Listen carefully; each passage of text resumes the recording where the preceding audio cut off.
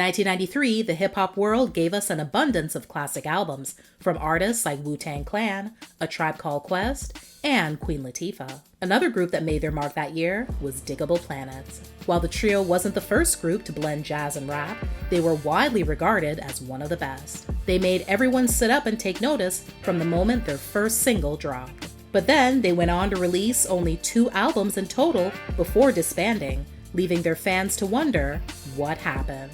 Hip-hop trio Digable Planets, composed of rappers Ishmael Butterfly Butler, Mariana Ladybug Mecca Vieira, and Craig Doodlebug Irving, formed in the late 80s. Ishmael, better known as Butterfly, was raised in Seattle in the 70s by a university professor father and social worker mother. They were both part of the civil rights movement and raised their son to be socially aware. They also both loved music. His mother gravitated towards Motown, while his father dove into jazz and played the saxophone. Around the age of 10, Butterfly's father bought his son a sax, and thus led Butterfly to begin to develop his own passion for music. He went on to begin writing rhymes in middle school, and by the time he got to high school, he'd set aside his saxophone in favor of rapping. Over in Philadelphia, Craig, also known as Doodlebug, was being raised in a very similar environment to Butterfly. Both of his parents were also politically involved, his father especially being a member of the Black Panther Party. Doodlebug was subjected to all kinds of music through his parents growing up, from Frank Sinatra to Bessie Smith to Earth, Wind & Fire. In middle school, he took a liking to DJing, and by the time he got to college, he'd made the decision that this was what he wanted to do with the rest of his life. Fate would bring Butterfly and Doodlebug together in Philly after meeting each other on the party scene. Butterfly told Doodlebug that he'd been working on music for a while and was trying to put together this new group called Digable Planets. Doodlebug then introduced Butterfly to his friend from Washington, D.C. named Mariana Vieira, aka Ladybug Mecca, the daughter of Brazilian immigrants who were also heavily into music. Her mother sang and her father played a variety of instruments. She discovered early on that hip-hop was a great way for her to express herself and tell stories. After being so impressed with the rhymes she wrote, at their suggestion, Doodlebug and Butterfly asked her to join their group. Their demo ultimately found its way to Pendulum Records, and before the group knew it, they were signed. Their debut album, Reachin', A New Refutation of Time and Space, was released in 1993 and went gold. Its lead single, Rebirth of Slick, Cool Like That, became a crossover hit, peaking at number 15 on the Billboard Hot 100, number 1 on the rap chart, and won the group a Grammy for Best Rap Performance by a Duo or Group. We beat to rap, what key beat to lock, but I'm cool like that. I'm cool like that. I'm cool like that. I'm cool like that. So where did their obviously insect-related nicknames come from? Well, since insects often work together for the good of their community, as a music group, Digable Planets very much function the same way. The project's other 2 singles, Where I'm From and Nickel Bags, also did well on the charts. Their second album, Blowout Comb, was released the next year. They adopted new nicknames at this time, with Butterfly becoming Ish, Doodlebug turning into C Knowledge, and Ladybug now going by just Mecca. This time around, the trio was focused on making their stance on social issues clear.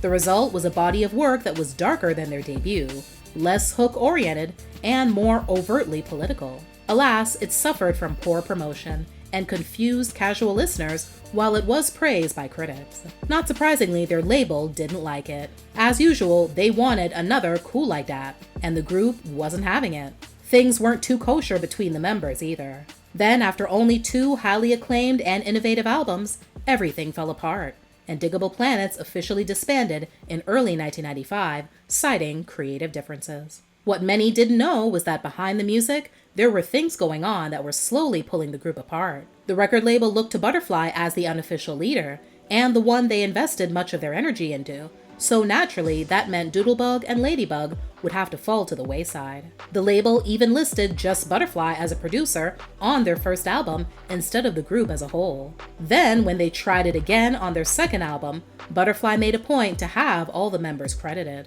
Butterfly moved back to Seattle, and with his group, Shabazz Palaces, went on to release several albums. He also had more children, including a son with SWV member Coco. Doodlebug released music of his own under the name C Knowledge and the Cosmic Funk Orchestra. Ladybug released her debut solo album titled Trip the Light Fantastic in 2005. She's collaborated regularly with other musicians and joined a couple of other hip-hop groups. She also became a mom of 3 boys. 2005 also marked the year of Digable Planets finally reuniting.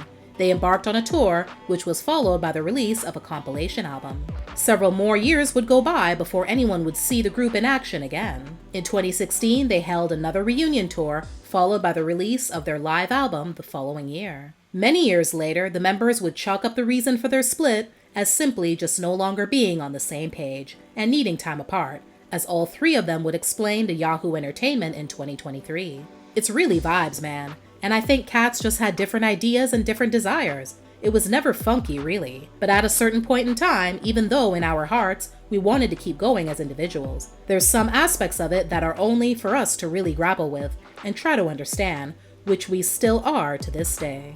It's hard to pinpoint vibes. It's the vibes that we were all individuals. We all had our own agendas. And then once the group broke up, you're human beings and you catch feelings. We needed time to get away, figure out who we wanted to be and what we wanted to do afterwards.